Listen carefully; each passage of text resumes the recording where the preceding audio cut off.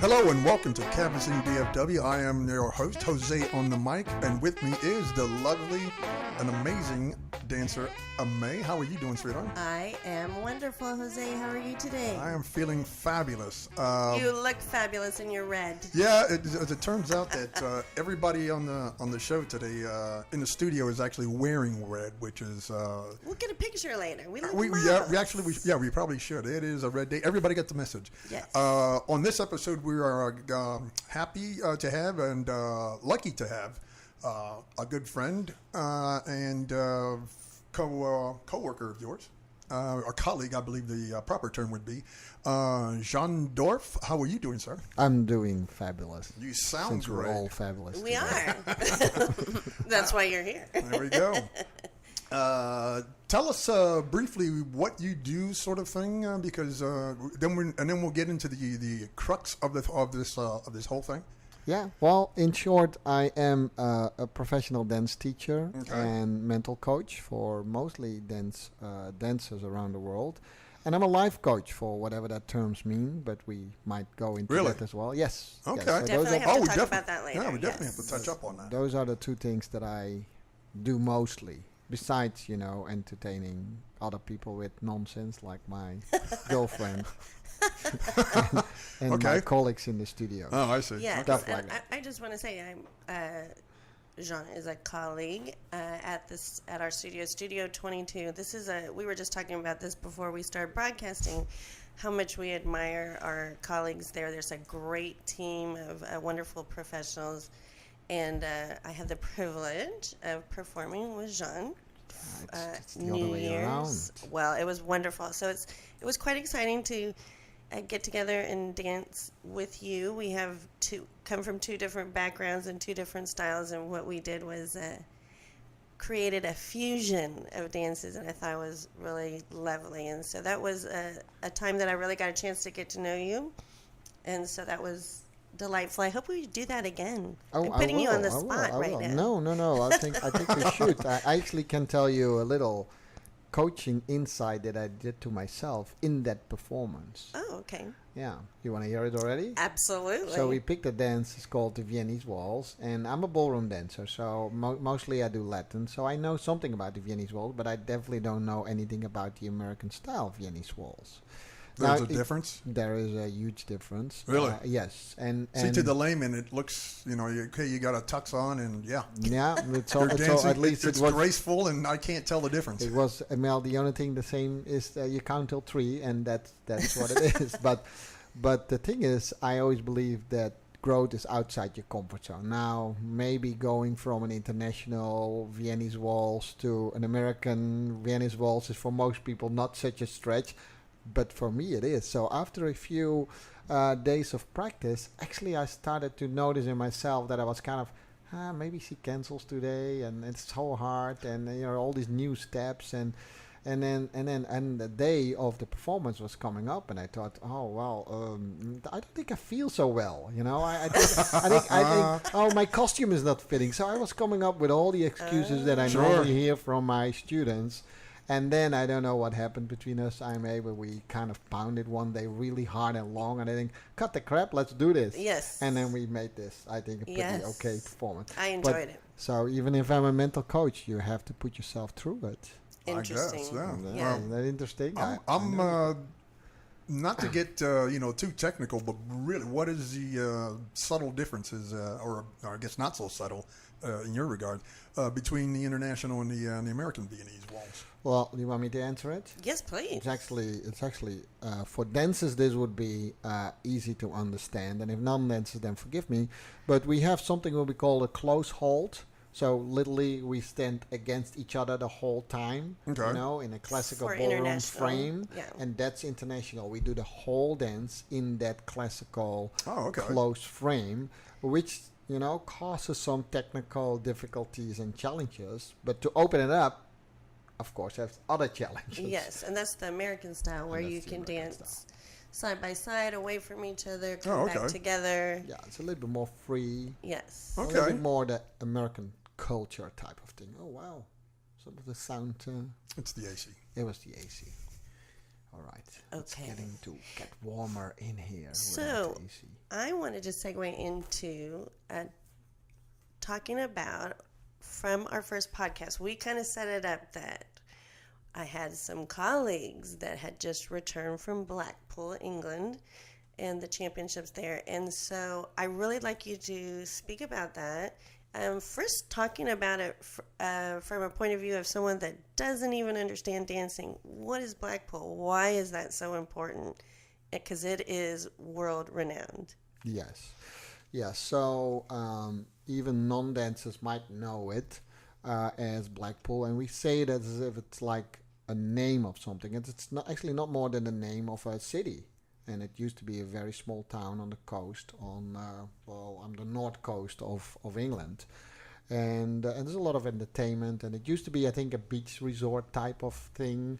And over time, it became this kind of a little bit cheesy place where you have, seriously, we have slot machines and all that kind of fish and chips. And so it's kind of weird if you come there for the first time. You think, "What? This is the famous Blackpool," as a dancer, because you see all the kind of people coming there as well. So that's kind of an interesting environment as well.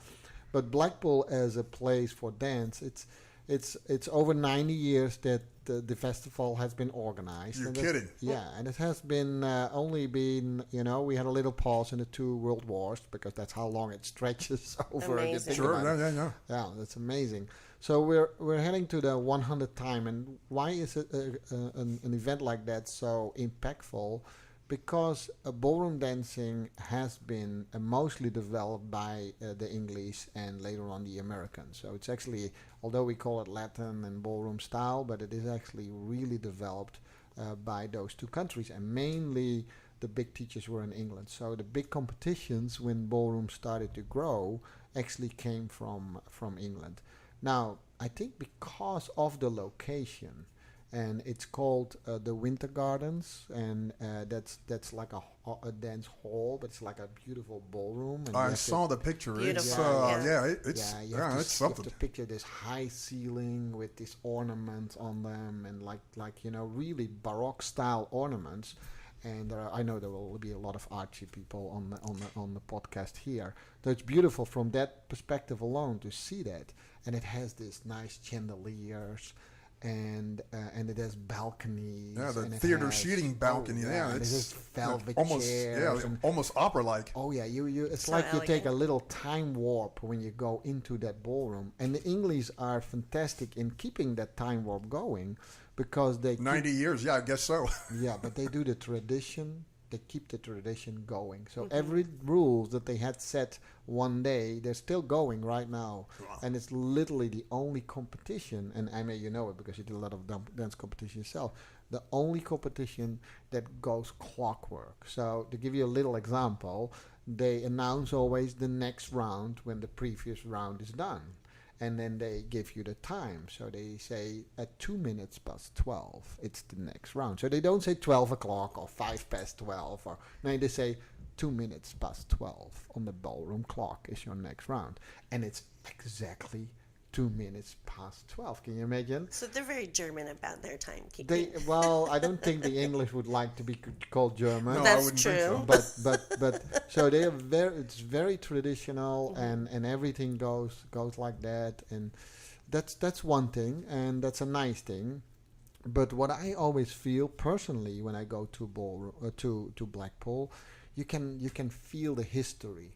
And also the people that have danced there, they feel the history. So it's literally the place where at least the art, I still call it an art, where that's coming from, was originated from that place. It feels like it was the birth ground of that. And Yes. and the way the people talk about it, it is a competition, but the way people talk about it, it's almost like an honor to dance there. Oh, it is an honor to dance there. Yes. And when I performed and when I danced there myself, I remember the first time. I hope no one of Blackpool organization is listening. But me and my best friend Natasha, she might be on this podcast one day too. Okay. But she and I kind of broke into the ballroom in the middle of the night. To practice? No, just to sit on the floor and feel it. Oh. Yeah, I just wanted to see. I just wanted to be on that floor, And she said, okay, no, didn't broke anything, but we just snuck in. Snuck in would work, yeah. Yeah, and then we just sat there and talked for an hour and talked about all the people that were sitting there and could you imagine how they danced here and stuff like that, and so that's my first memory, and that's I don't know. That's pretty significant. We broke into Blackpool and literally. Right. You heard it here on Canvassing DFW. Literally, but yeah, all the big names in the industry have danced there, and you will see them too. They will still be spectators, and so that's the other thing. Sometimes judges. The judges, everyone is there. So the nice thing is, in a lot of competitions, when the audience is often, the moms and pops of the people that dance. Yeah, that's good, and I like that. But here, you literally people come out to see dancing, even if they don't dance themselves. Like we go to a play. We don't necessarily need to be, stage performers to see a play, right? Absolutely. You just enjoy the exactly, enjoy the show. Or a football player to be to enjoy football, and that's what you notice when you're in Blackpool.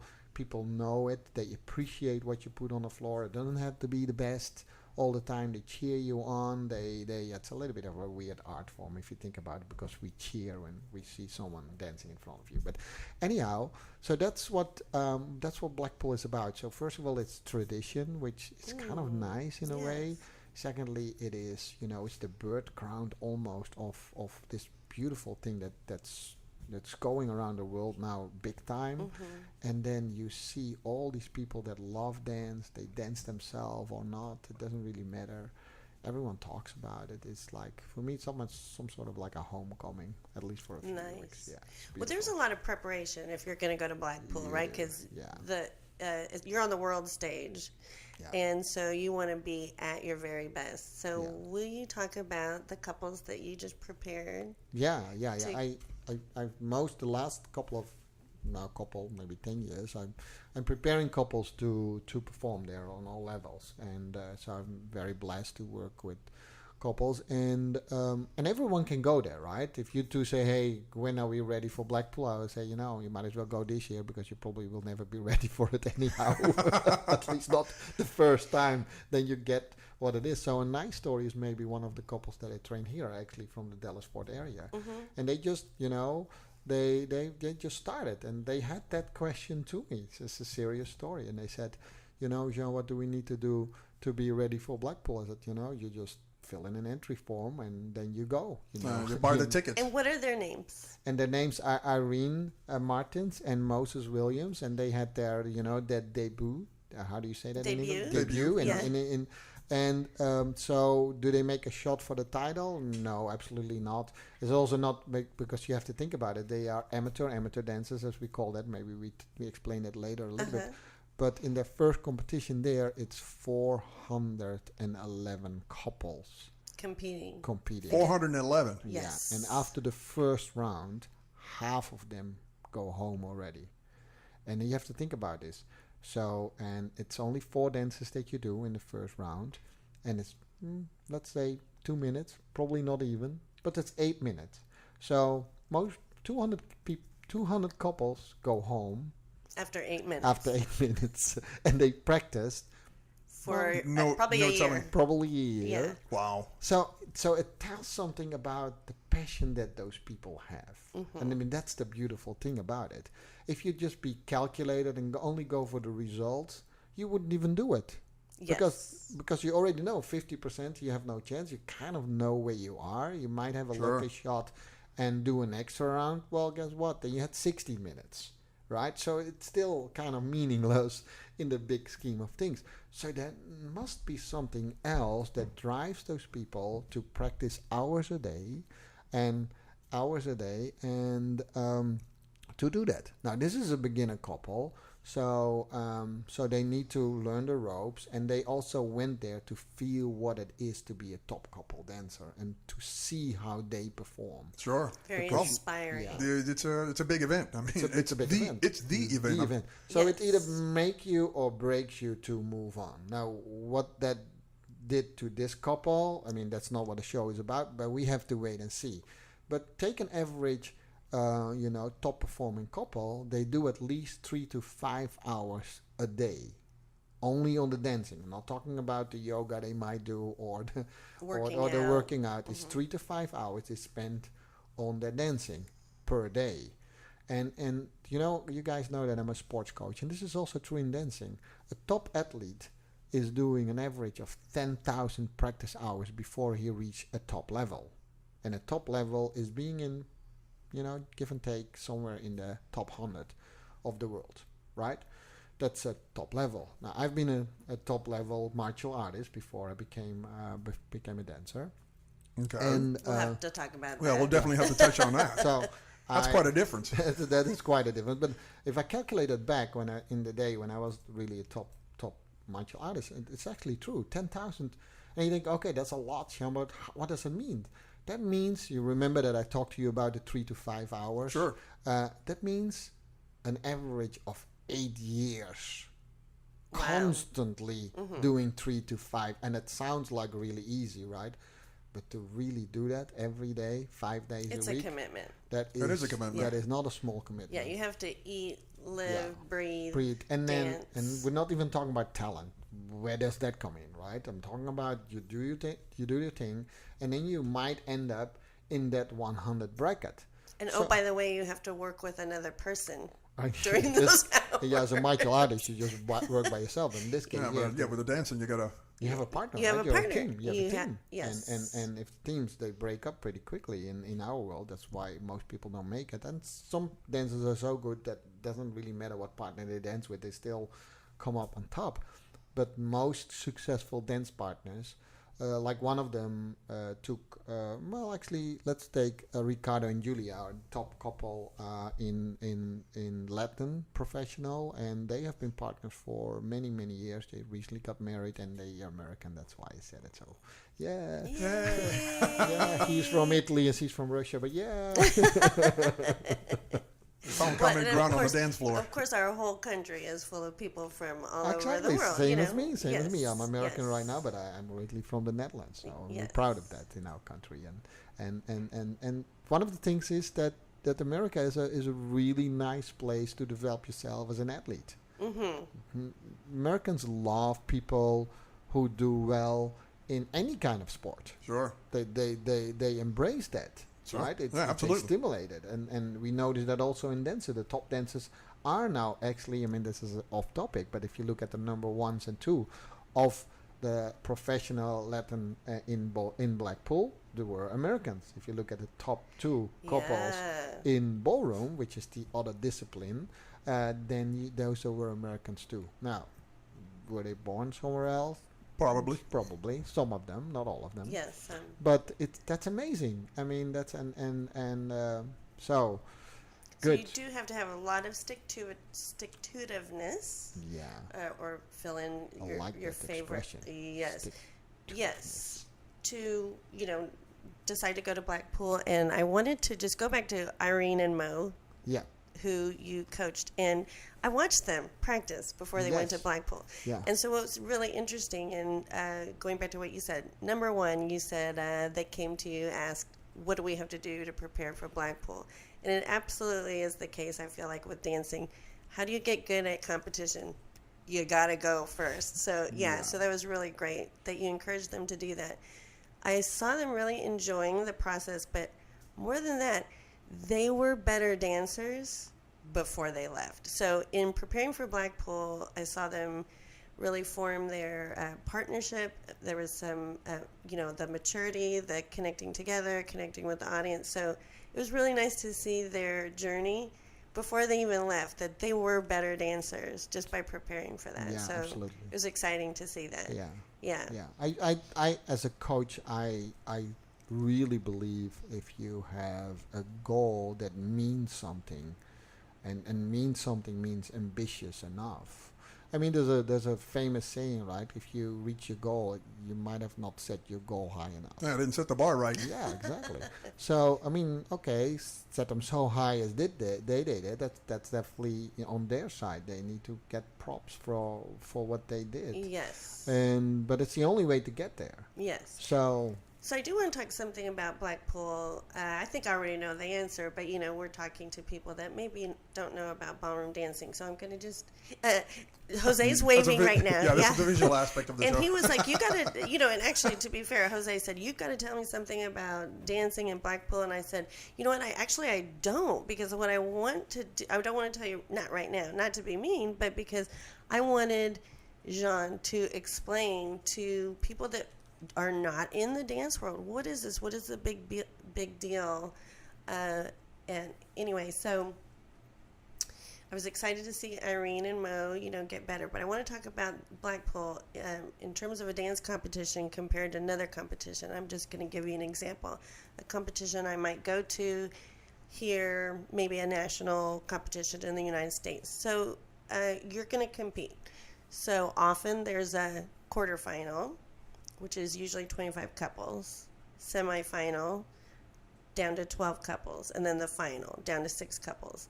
So I say that because the final, people in the finals, they've danced in the quarterfinal, in the semifinal, and then the final. So the amount of stamina that you have to do that, oh my gosh. Okay, but talk about Blackpool, because you have to really have stamina to be the winner there. So speak about that, please. Yeah, so the number of rounds by itself is, of course, as you see, for 411 couples, is way more.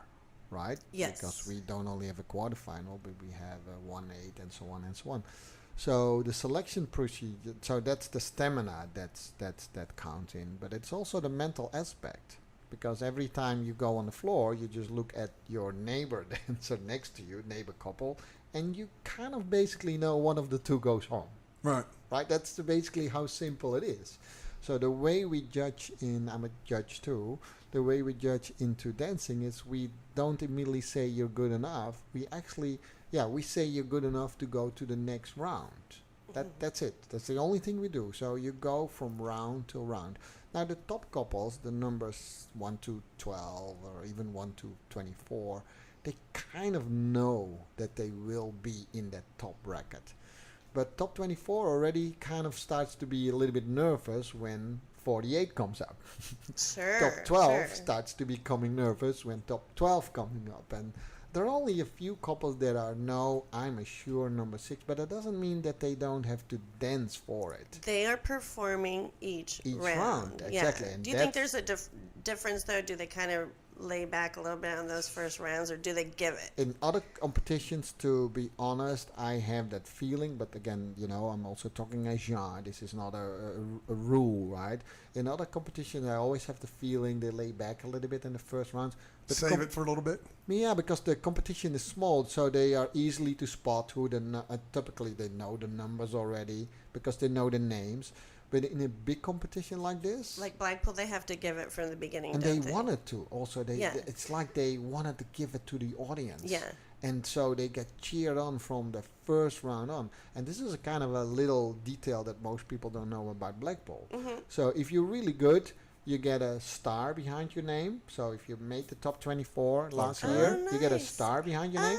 And it means you can skip what we call the first qualifying round. Oh, okay. If you're super good, top 24, I'm sorry, in Blackpool. In other competitions, different. You get 2 stars behind your right. They get stars. And that's nice. You can skip the first 2 qualifiers. So, now this is the interesting... Do people skip it?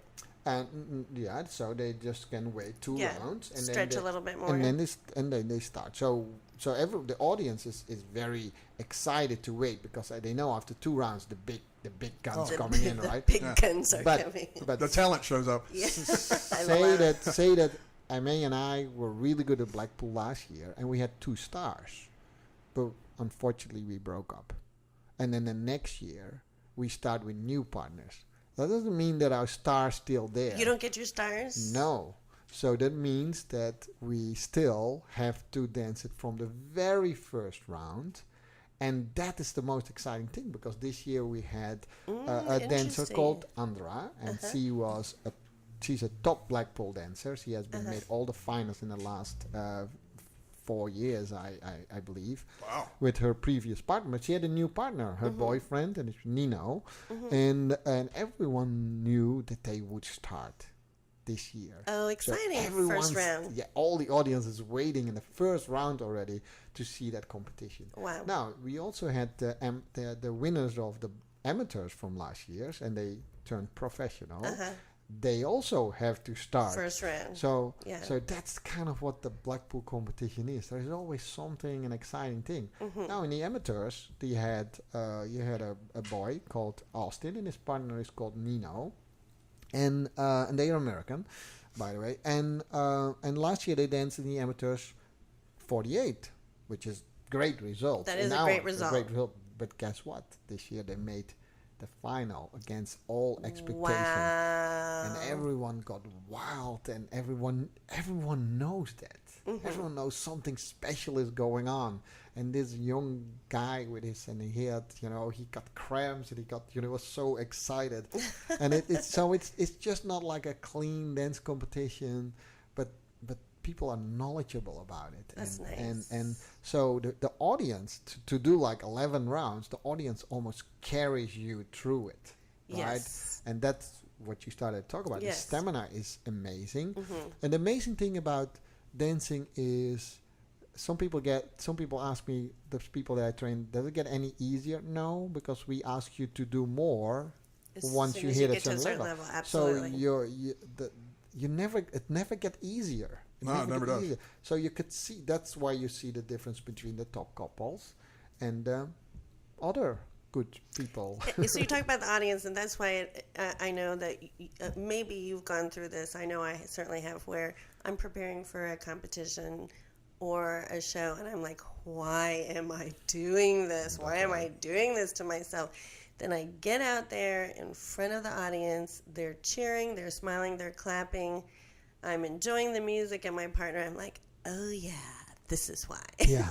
I mean, there is a vanity in there, MA, but I truly believe it's not vanity. Did you just say that to me? Yeah.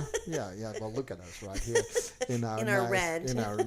No. I think all performer arts have some vanity in them. There must be. But you see, how I see top artists, not only in my own field, is at some point in time you give your art selfishly to the audience and let them consume it, judge it, do whatever they want with it.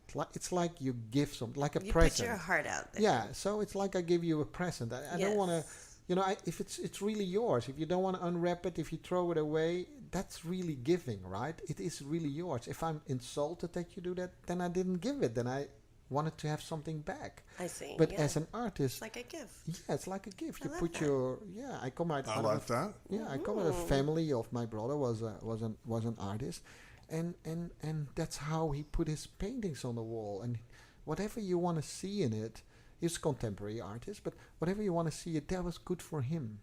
And he taught me very young. He is unfortunately passed away, but he took me to a museum. I was very young. He was a bit older than me. And he taught me the difference between just looking at the world as being ugly or beautiful. Looking at art as being ugly or beautiful. And you see that with young people that watch dance. Oh, they are good or they're not good. I mean, dancing is not about being good or not good. It's about skills, physical skills, definitely. And it's about stamina, yes. But it's also about emotional expression.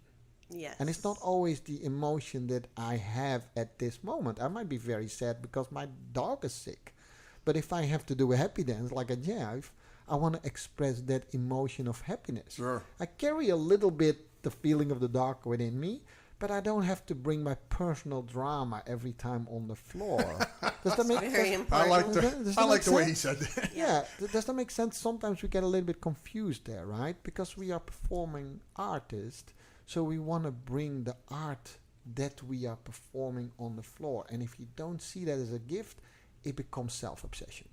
That is a very good point, and you've articulated that so well, because a performer can sometimes be guilty of, what I'm looking for? Self-indulgence. Yes. And we have to always keep in mind we have an audience. We have an audience. So I love how you said that. We have an audience. And there are places, when they say, hey, this is the Jean Dorff show, and you come to see my drama, and I perform it in the way how my drama is, that's fine. I sold the tickets for that. Probably not so many. Who knows, We'll right? go to your show. Who knows? Yeah, well, I have 2 fans already. Thank you for that, guys. But the end of the day is there are some sort of a rules. People don't like it, but that's the part that I like about our art form. We have some sort of rules. They're not that strict, but within that boundaries of those rules, we have a lot to give. And if you have a little bit more physical, like more sportive type of approach of our art, fine, then give that. I'm a little bit, as you already can hear, more about, okay, how do you express yourself emotionally, not how you feel today, but what the Roomba is about, or what the Viennese Waltz is about. We talked about it when we did our dance. Yes. Like, I asked you about, what is this about? I mean, she would never answer me, okay, Jean, this is a 1, 2, 3, 1, 2, 3, 1, 2, 3. I said, okay, yeah, I can count. I can count. That's not a dance, right? What was it? And we were looking for the music, what would fit the audience and the occasion, and we came to this, rock and roll Christmas thing. Carol of the Bells, Carol. Metallica, and the Trans-Siberian Orchestra. It's a great song. I always wanted to dance to that song. There you go. There's emotion to it, right? There you go. That's what we liked. And then we were new for each other and as people, so it's kind of nice to express that too. So there is curiosity, there's clumsiness in there, there's all that stuff is in there. I mean, after all, you mean even as dancers, you have to touch each other's bodies, right? Sure. So to express that honestly, but still do it to enough level and quality that the audience enjoy it, that's, I think, where art comes in. Beautiful. That's beautiful. I think that's beautiful. And that's what is the biggest part of, I think, my role as a mental coach is do that. Yeah, do that. Don't be more than you are. Don't be less than you are, right? Do what you are. And honestly, don't immediately expect someone to give you back. But they will, and that's the kind of the weird thing, the audience will give you back if you are really honest. They hear it. They see it. Sure. Authentic, yeah. Yes. That's the word You're I authentic, use. and you deliver on what you said you were going to do. Oh yeah, they'll eat it up. Yeah, whether you're a radio maker, I know some radio makers, you can hear it in the voice. You just know it, whether they try to bend their voice into a popular DJ type of style. I mean, it doesn't work, right? Yeah, you are who you are. And you see with artists, you showed me this picture, it's just beautiful. I don't know how the man is, but I feel emotion with it, but whether this person meant it that way, I don't know. Interesting. Okay, so you just mentioned something about your mental coaching. Would you like to talk about that? And also, did your martial arts background help you towards that? How does that, you started with the martial arts, right? Yes. Okay. I was 7 when I'm 56 now, guys. So I was 7 when I started to study martial arts. And it was kind of normal in our family. I grew up in a big family. It was a lot of fighting and rough neighborhood. You don't know anything about that. Yeah, I don't know anything about that. No, I know. Large family, a lot of fighting. No, we don't know. No. So rough neighborhood until I came to Philly. That our neighborhood was not so rough after all. But no, that's kind of a joke. But did you come from a rough neighborhood?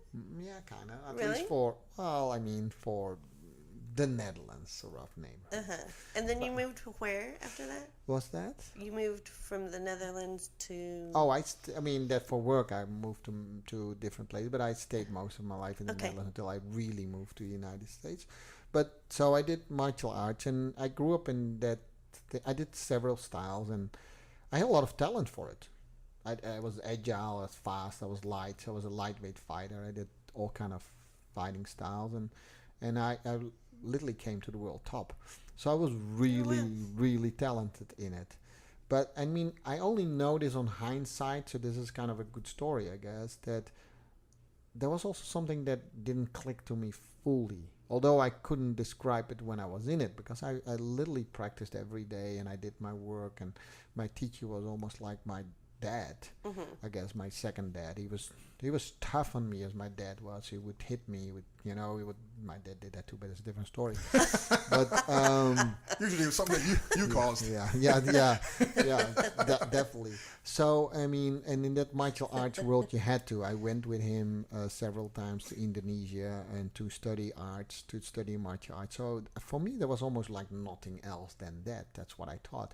But very deep inside, something on hindsight, I'm writing about it, and you can see it definitely on my website. Something was not really connecting well, and then fate, Fata, brought me on the dance floor, right at a very late age for dancers. By the way, I was in my late 20s. Oh wow!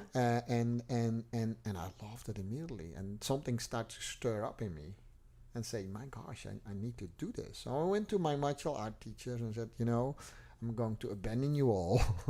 I'm changing my barefoots in for nice heely dance shoes. Not high heels. High not heels really higher than now, barefoot. of course, they were disappointed and angry with me, but that took a while, and I was super confused at the time, but I knew I had to dance. Wow. I really knew.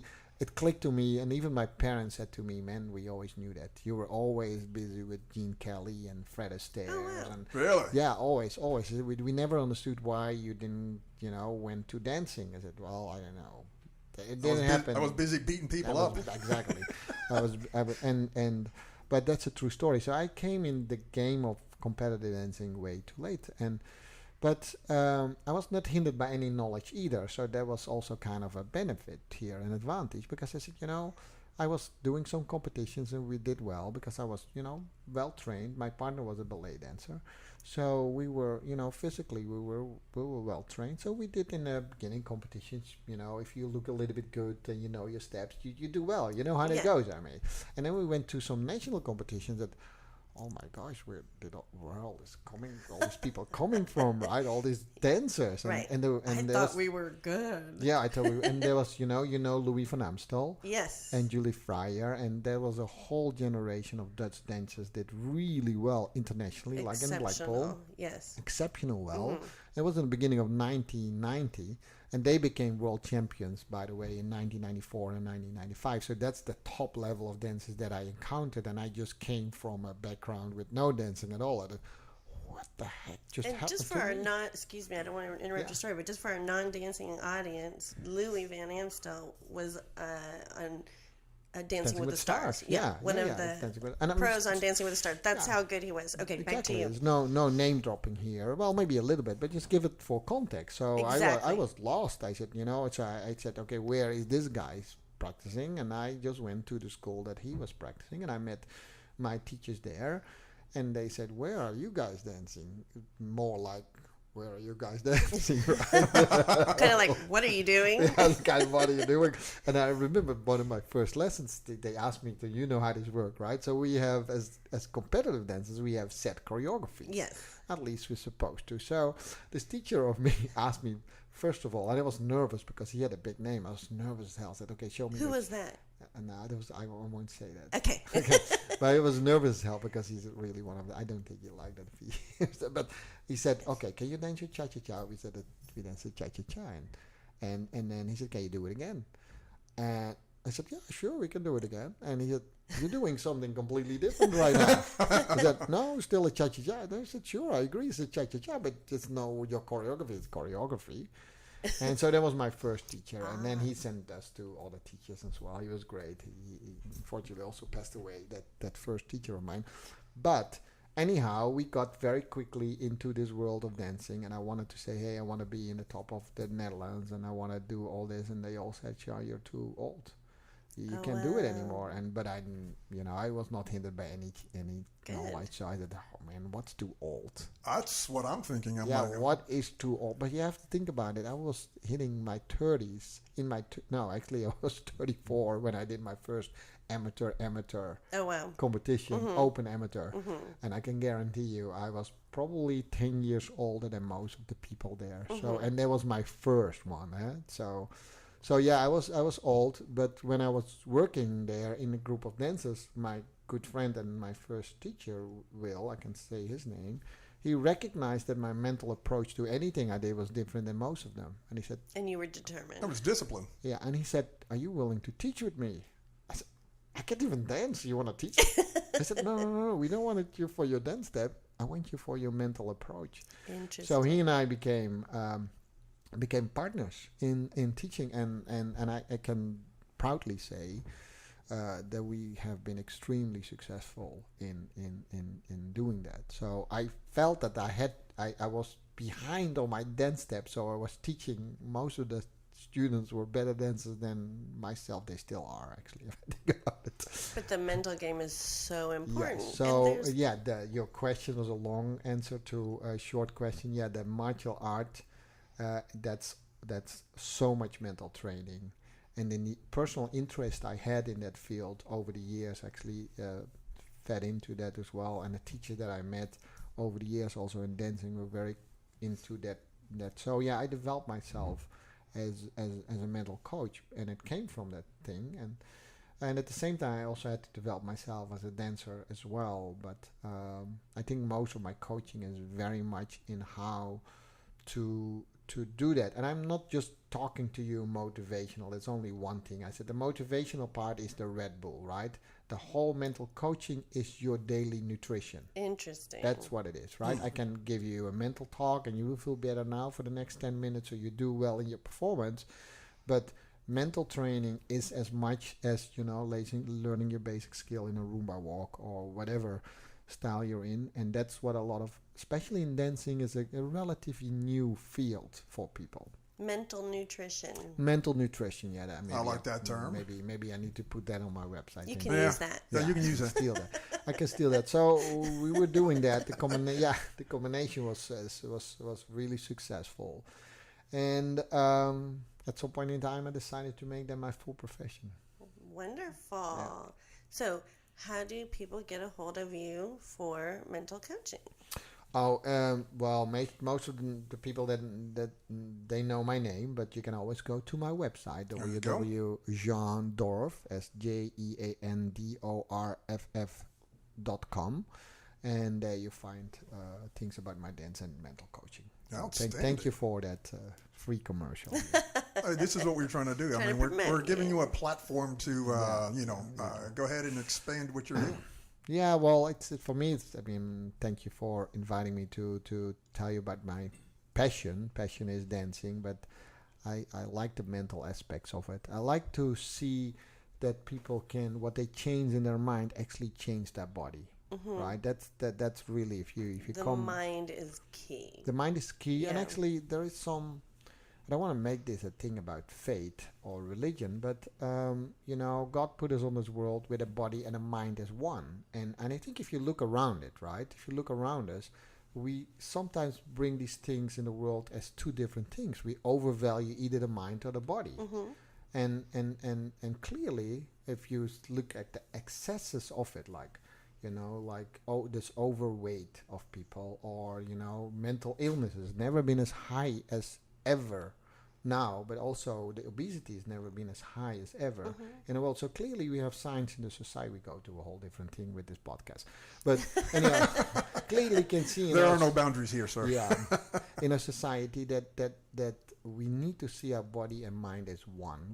To talk about it is kind of easier to see them as two, but I proved in my lessons over and over again that they are one.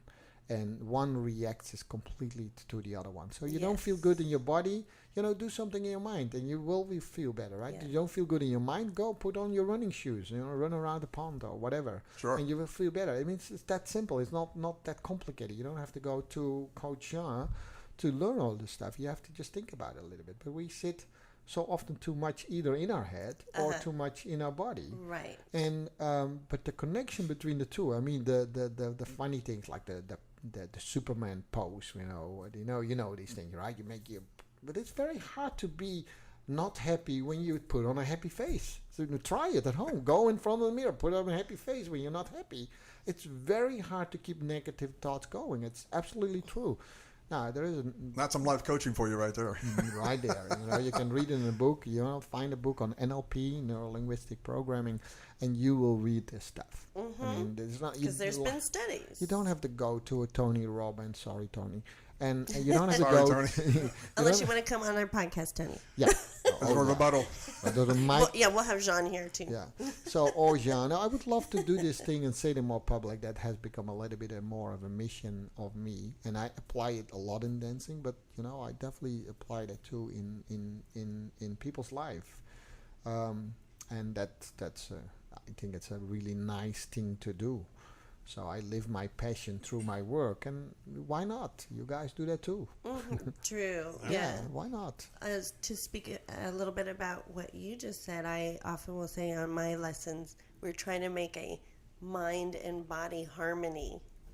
Beautiful. There you go. Yeah, I like that. You can use that too. Yeah, I will use that too. I mean, a lot of May dancers. borrow that. Yeah, dancers. They sometimes are not even aware that they live and do it that way. I mean, you have to have some sort of a mind to be a dancer, and you definitely crazy, love life. I mean, I don't know what it is, but I've never met people who saw people dancing and say it's ugly. It attracts people. Yes. It attracts people when they see people. Well, if you're doing it right, it is. Yeah. Yeah, they see it in harmony. And my mom was always my biggest fan, of course. I mean, she always thought that I would win any competition, should win any competition. That's a great. Yeah, because it's my Great mom. fan. It's a great mom. Yeah. But she actually had a good eye of what she had not the terms that we would use, right? They don't have enough sway or they don't have enough whatever. But they typically, I don't like the couple. And I always ask why. Oh, it looks like he's angry at her. Oh, I guess he is. It probably is, yeah. That's funny. They had a fight in the back. She'd probably be a good judge. Oh, yeah, he looks angry at her. No, they don't get into the next round. All right. We're going to go ahead and wrap this up, but first I'm going to go ahead and share that information with you again. That's www.jeandorff.com. Yes, that's it. Jean Dorff, check this man's website out and see what he has to offer for you. So on that note, I'd like to thank you, Jean, for being here. Oh, you're more than welcome. Thank you for being here. Thank you for having me. Great Yeah, that was to have awesome. you here. My lovely co-host, the amazing dancer, Amay. Always a Thank you. pleasure, Jose. Thank you so much for letting the dancers talk today. Hey, listen, I was going to let that happen anyway. So want to thank everybody. This has been Canvassing DFW. I am Jose on the mic. See you next time.